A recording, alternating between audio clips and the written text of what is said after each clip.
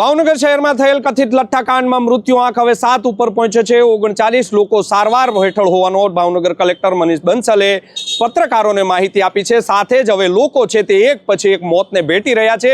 ભાવનગરમાં જે કથિત દારૂકાંડ લઠ્ઠાકાંડ જે થયો છે તેને લઈને અનેક સવાલો છે તે ઉઠી રહ્યા છે। આ મામલે હજી આ ઘટના સમી નથી। ત્યાં ગઈકાલે મોડી રાત્રે ભાવનગર શહેરના અનંતવાડી વિસ્તારમાં આવેલ ગિલ્બર્ટ ફ્લેટમાં હિતેશભાઈ પરમાર નામના વ્યક્તિનું મોત નીપજ્યું છે। એક વિડીયો છે તે વાયરલ થયો છે। ઘરમાં છે તે હિતેશભાઈના જે પ્લેટફોર્મ ઉપર એક જે રોયલ સ્ટેગ નામની બોટલ પડી છે અને તેમનું ત્યાં મૃત્યુ છે તે શંકાસ્પદ હાલતે થયું છે। આમ કહી શકાય કે એક પછી એક લોકો છે તે મોતને ભેટી રહ્યા છે।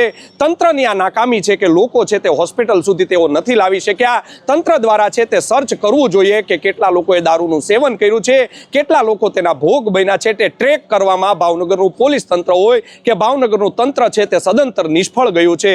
જ્યારે આ 2022માં બોટાદના બરવાળા ખાતે લઠ્ઠાકાંડ થયો હતો ત્યારબાદ છે તે ટ્રેકિંગ સિસ્ટમ છે તે શરૂ કરવામાં આવી હતી કે દારૂ કોણે વેચ્યો છે, તે દારૂ છે તે કોણે પીધો છે, તેને દારૂ બીજા કોને વેચ્યો છે તેમ ટ્રેક કરવામાં આવતું હતું। પરંતુ આવી એક પણ જે વાત છે તે ભાવનગરમાંથી સામે નથી આવી। એટલે લોકો એક પછી એક છે મોતને ભેટી રહ્યા છે, હોસ્પિટલ સુધી નથી પહોંચતા, જેને લઈને મોતને ભેટી રહ્યા છે। આ તમે અત્યારે સ્ક્રીન ઉપર જે વિડીયો જોઈ રહ્યા છો, હિતેશ પરમાર જે શિક્ષક છે તેમનો આ વિડીયો અત્યારે તમે જોઈ રહ્યા છો। કઈ રીતે લોકો મોતને ભેટી રહ્યા છે તેનું આ નમૂનો છે તે સામે આવી રહ્યો છે। હાલ ભાવનગર હોસ્પિટલ ખાતે તેમનું પીએમ છે એટલે કે ફોરેન્સિક પીએમ છે તેમનું કરવામાં આવી રહ્યું છે। ત્યારબાદ પીએમ થયા બાદ વિશેરા છે તે લેવામાં આવશે અને જૂનાગઢ અને ગાંધીનગર ખાતે આ વિશેરાના રિપોર્ટ છે તે મોકલવામાં આવશે।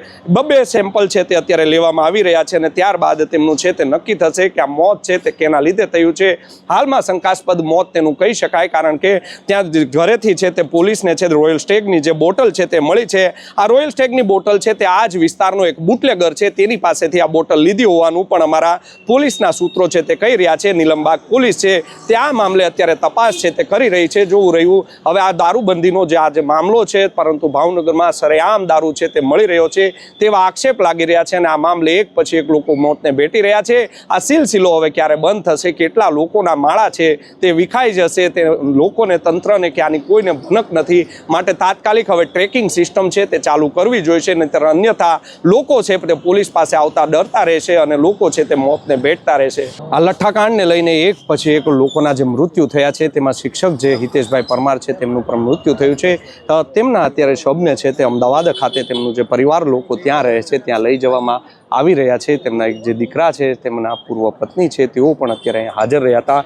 પરિવાર છે ભારે આક્રંદ કરી રહ્યા છે કે આ મોતને ભેટા છે, જેને લઈને તેમના જે પિતા છે તેમની સાથે પણ સીધી આપણે વાત કરીશું।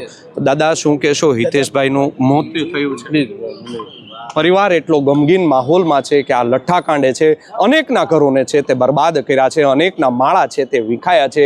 પરિવાર ભારે આક્રંદ છે તે અત્યારે કર્યો રહ્યો છે। તમે સ્ક્રીન ઉપર જે દ્રશ્યો જોઈ રહ્યા છો, લોકોમાં ભારે ગમગીની ફેલાયેલી છે। તંત્રની આ બેદરકારી છે, ભાવનગરનું બને આજે તમારા સમગ્ર પોલીસ છે તેમની આ બેદરકારી છે કે આ એક ચૂકને લઈને ભાવનગરમાં જે લઠ્ઠાકાંડ સર્જાયો છે તેને લઈને અનેક પરિવારોના માળા ઉજળી ગયા છે।